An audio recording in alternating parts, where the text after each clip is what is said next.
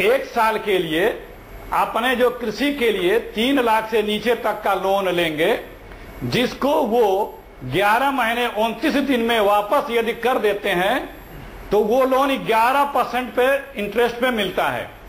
जब वो 11% इंटरेस्ट पर लोन मिलता है, उसमें 4% अपने आप नाबार्ड उस इंटरेस्ट को बियर करता है, बचा 7%। 7% में अगर किसान ने 11 महीने 29 दिन पे वो ऋण चुका दिया तो 3% भारत की सरकार बियर कर लेती है। और तो किसान पे 4% इंटरेस्ट का लोन आता है। पहले ये तीनों प्रक्रिया ऑटोमेटिक थी, केंद्र के जब यूपीए की सरकार थी, कि अपने आप ये हो जाएगा। लेकिन एक प्रचार प्रसार वाली जब मोदी जी की सरकार आई तो इसने कहा नहीं, जो 3% माफ करती है ये केंद्र की सरकार, वो हम हर साल कैबिनेट डिसीजन करके माफ करेंगे, और उसी को ये हर साल माफ करके वाह लूटते हैं कि मैंने माफ कर दिया। ये प्रोसीजर पूरा है, लेकिन अपना क्रेडिट लेने के लिए वो प्रक्रिया जो स्वयंभू होती रहती थी पिछले 10 सालों से, उसको ये बदल के कि मैंने वो जो वेव ऑफ है सेंट्रल गवर्नमेंट करती है 3%, और फिर किसान को 4% लोन रह जाता है, 4% इंटरेस्ट पे वो देता है। अब कहते हैं ये झूठ और ठगी करना बंद करो। आपने अपने वादे में कहा है मैनिफेस्टो में कि हम सब कृषि ऋण माफ करेंगे, वो कब करोगे?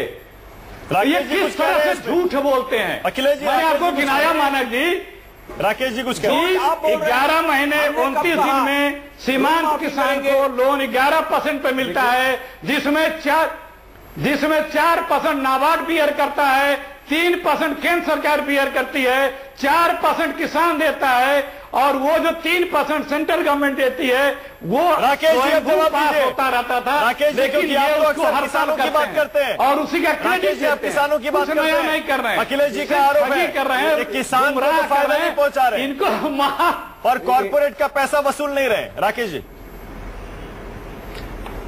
ये मुझे अखिलेश जी से निवेदन है कि जब मैं बोलूं तो इंटरप्ट ना करें। अरे सुन लीजिए ना मानक जी, जीवीएल ने एक बहुत महत्वपूर्ण सवाल उठाया है जिसका जवाब तीनों में से कोई दे नहीं रहे हैं। टूट पड़ना, किसी पर जूझ पड़ना अलग बात है। जीवीएल ने एक सवाल उठाया, जिनकी लिस्ट प्रकाशित की गई उनको इस प्रकार का अवैधानिक अनैतिक रूप से लोन किसने दिया, किस व्यवस्था ने दिया, किस सरकार ने दिया? उसी व्यवस्था ने दिया जिसके वित्त मंत्री के घर पे छापा मार गया है, जिसके वित्त मंत्री का पूरा परिवार, चिदम्बरम का पूरा परिवार भ्रष्टाचार में लिप्त है, फ्रॉड कंपनी बनाकर भ्रष्टाचार करते रहे। जिस सरकार में ऐसे वित्त मंत्री हो, क्या अपेक्षा की जा सकती है? एक दूसरी बात कहना मैं चाहता हूं, बस उसके बाद मैं अपनी बात समाप्त करूंगा। कॉर्पोरेट करप्शन एक बहुत महत्वपूर्ण मुद्दा है, जो पहली बार कॉर्पोरेट करप्शन की ओर किसी सरकार ने ध्यान दिया है। वो सरकार की मैं प्रशंसा नहीं कर रहा हूं, लेकिन ये शब्द भारत की अर्थव्यवस्था में डिक्शनरी में नहीं हुआ करता था। पहली बार कॉर्पोरेट करप्शन की बातें हुई है और आर्थिक अनुशासन लाया जा रहा है। जब कोशिश हो रही है तो आप कहेंगे आज करो, 24 घंटे में करो। आप वित्त मंत्री बनकर और आप भारत के प्रधानमंत्री बनकर 24 घंटे में करके दिखा दीजिए। देखिए, सरकार व्यवहारिकता से चलती है। चोर को पकड़ने के लिए भी एक डेमोक्रेटिक पद्धति होती है। 60 साल से आपने देश के प्राकृतिक संसाधनों को लुटाया है, उद्योगपतियों को हावी कर दिया है, और आप किसी सरकार से कहते हैं 12 दिन के अंदर, 120 दिन के अंदर आप वित्त मंत्री बनकर 120 दिन के अंदर सबको अरेस्ट करके दिखा दीजिए। देखिए, कुछ व्यवहारिकता से हो। सबसे महत्वपूर्ण प्रश्न यह है कि आज इनके बारे में सरकार ने घोषणा की है, इनको रडार पे लाया गया है। ये बहुत महत्वपूर्ण संदेश गया है कि आप चाहे जितने बड़े उद्योगपति हों इस देश में, आप राकेश जी, ये तो आप भी मान रहे हैं प्रैक्टिकली पॉसिबल नहीं है पैसा वसूल करना, ये तो आप खुद मान रहे हैं राकेश जी। ये बड़े ताकतवर लोग हैं, सहमत हूं। हमारे सिस्टम में, इकोनॉमी में इनकी स्टैंडिंग बहुत मजबूत है, ये तो आप खुद मान रहे हैं। तो इसका मतलब राकेश जी, अगर ये पैसा वापस आने की उम्मीद ही नहीं है, सुन तो लीजिए राकेश जी,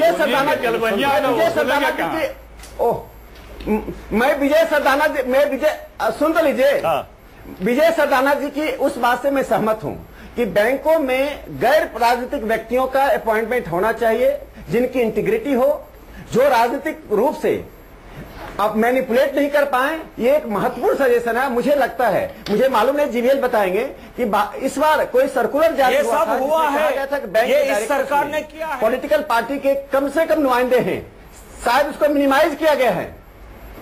वही मैंने कहा, जीवीएल इसको बताएंगे। इस बार सरकार ने पहली बार ऐसा किया है, जो सरदाना जो वो हो रहा है। स्टेट बैंक के चेयरमैन को प्रधानमंत्री बिठा करके लाइसेंस के लिए लोन अपने आप मंजूर कराते हैं, पर पहुंचना चाहिए। जब स्टेट बैंक के चेयरमैन को कंपनी के एक सेकंड प्लीज अखिलेश जी एक सेकंड, क्योंकि विजय सरदाना की बात कर आके जवाब दिया। एक सेकंड, सूप तो सूप चलनी भी बोले क्या?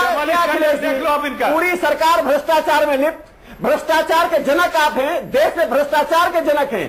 कांग्रेस को यदि कोई क्रेडिट श्रेय जाता है तो देश में भ्रष्टाचार को आतंक डुबाने का, पब्लिक सेक्टर न्यूज को डुबा दिया आपने, प्राइवेट सेक्टर देते रहे। और ये स्टेट बैंक के चेयरमैन नेशनल हेराल्ड भी चोरी कर गए, स्टेट बैंक के चेयरमैन राहुल नेशनल हेराल्ड को भी नहीं छोड़ा। स्टेट बैंक के चेयरमैन बस चले तो भारत को गिरवी रखेंगे। मोदी जी की क्या राहुल को बस चले तो भारत को स्टेट बैंक के चेयरमैन और मोदी जी को मीटिंग की क्या जरूरत थी? नेशनल हेराल्ड थी, नेशनल हेराल्ड को जवाहरलाल नेहरू भैया कांग्रेस का अखबार था। हमारे नागपुर वाले भाई आपने से हेराल्ड की मोदी जी को, अडानी जी को और बैंक के स्टेट बैंक के चेयरमैन को, पार्टी का अध्यक्ष, पार्टी के अध्यक्ष और पार्टी क्या जरूरत थी उपाध्यक्ष मीटिंग कराने की? कोर्ट से छूटे हुए हैं बेल पर। अच्छा चलिए, देखिए मुद्दे से भटक गए। राकेश जी, अखिलेश जी एक सेकंड रुक जाइए। विजय सरदाना आपकी बात का राकेश जी ने जवाब दिया। राकेश जी कह रहे हैं प्रैक्टिकली पॉसिबल नहीं होता है, उन डिफॉल्टर्स को अगर जेल भी भेजना है कानून का सहारा लेना पड़ेगा। मैं राकेश जी और जीवीएल साहब से एक ही बात निवेदन करूंगा कि आपने पिछले 3 साल में बहुत सारे कानून बनाए, बहुत सारे प्रावधान किए, और सबसे अच्छी बात है कि जैसे इंसॉल्वेंसी एक्ट है उसमें आपने एक टाइम बाउंड कार्रवाई की घोषणा करी है।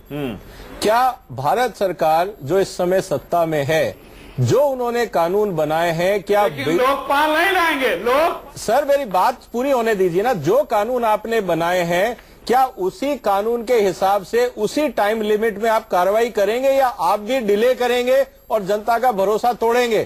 क्या इस बात की भरोसा सरकार दे सकती है कि जो कानून आपने बनाए हैं उनका ईमानदारी से पालन होगा और वहां फिर डिले डाली नहीं होगी, और फिर ये जस्टिफिकेशन नहीं दिया जाएगा कि साहब इमोशंस देखना पड़ता है, माहौल देखना पड़ता है और करना पड़ता है? कानून आप लाए हो, टाइमलाइन आपने दिया है, ईमानदारी से फॉलो करिए, हम आपके साथ रहेंगे। जीवीएल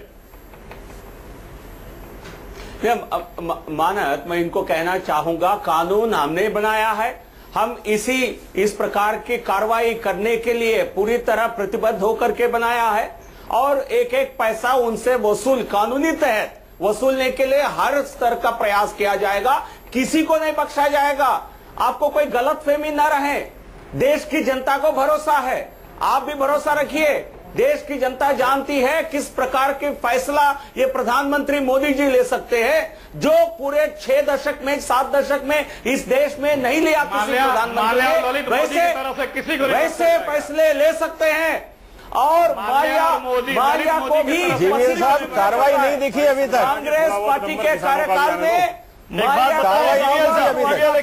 जीवीएल देखिए, तू मैं बहुत देर हो गई मैं करते हुए, लेकिन मैं कह रहा हूं जब आप कह रहे हैं ना सारा पैसा वसूला जाएगा, अगर सारा पैसा वसूला जाएगा तो ठीक है, नहीं वसूला जाएगा तो जो पुष्पेंद्र कह रहे हैं उसमें क्या गलत है? पुष्पेंद्र जी कह रहे हैं किसानों का भी माफ कर दीजिए, हमेशा गिनाते हैं ये। जीवीएल जी, आप जो है पिछले आधे घंटे से ढिंडोरा पीट रहे, कानून हमने बनाया। अरे 3 साल तो तुम्हें कानून ही बनाने में लग गए। आप मुझे ये बताइए, फसलों की लागत का 1.5 गुना मूल्य देंगे, ये तो आपने पहले दिन ही घोषित करना चाहिए, तो घोषणा ही होनी थी, वो तो उसमें तो कानून भी नहीं बनना था। आपने वो आज तक नहीं घोषित किया जो कि लिखा था आपने अपने मैनिफेस्टो में, वो आज तक जो है घोषित नहीं हुआ। तो कानून बनेगा, बन गया, उसके बाद 3 साल बीत गए, कार्रवाई कब होगी? कोई कानून की जरूरत नहीं है आपकी, तो फिर आपने क्यों नहीं घोषित की पहले दिन से? उसका जवाब दीजिए। अगर आपको जो है सीधा जवाब देना पड़ेगा इस विषय में, 1.5 गुना कीमत क्यों नहीं दी आज तक आपने किसानों की? आपने अपना मैनिफेस्टो भी ईमानदारी से फॉलो नहीं किया जीवीएल साहब। जीवीएल आपने अपना जो मैनिफेस्टो में लिखा था किसानों के लिए, एक मिनट, हमने ये नहीं कहा था पहले दिन से करेंगे, नहीं किया था। और 43% बिल्कुल आप सुनिए तो, नहीं बिल्कुल हमने जो नहीं, झूठ मत बोलिए आप। अच्छा, किस दिन से कहा था? उत्तर प्रदेश में कहा हम माफ करेंगे, हमने किया था। उत्तर प्रदेश नहीं बोलते हैं, हम पहले कैबिनेट मीटिंग में माफ नहीं करेंगे, बोलते बिल्कुल भी। आपने कहा था कि फसलों की लागत का 1.5 गुना मूल्य मिलेगा।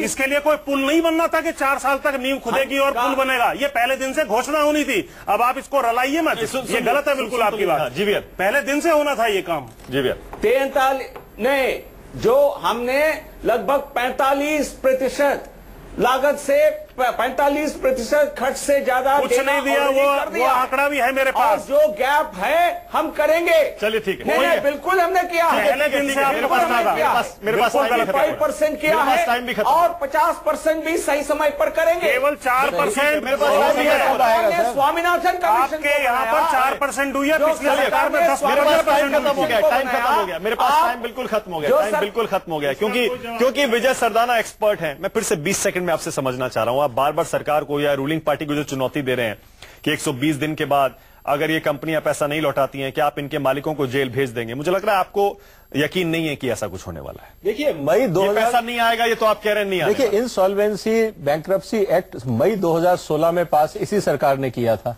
आज 1 साल हो गया, जून हमारा आ गया, 1 साल 1 महीना हो गया। उस कानून के तहत जो इन्होंने बनाया था उसमें पहली लाइन में ही टाइमलाइन था कि टाइम बाउंड कार्रवाई होगी।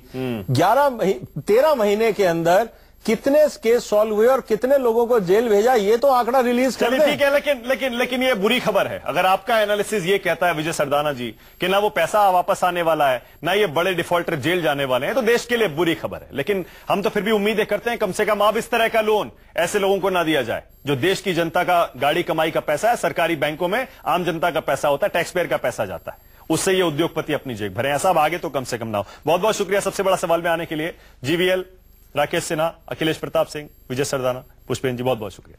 छोटा सा ब्रेक लेंगे, देखते रहिए न्यूज़ 24।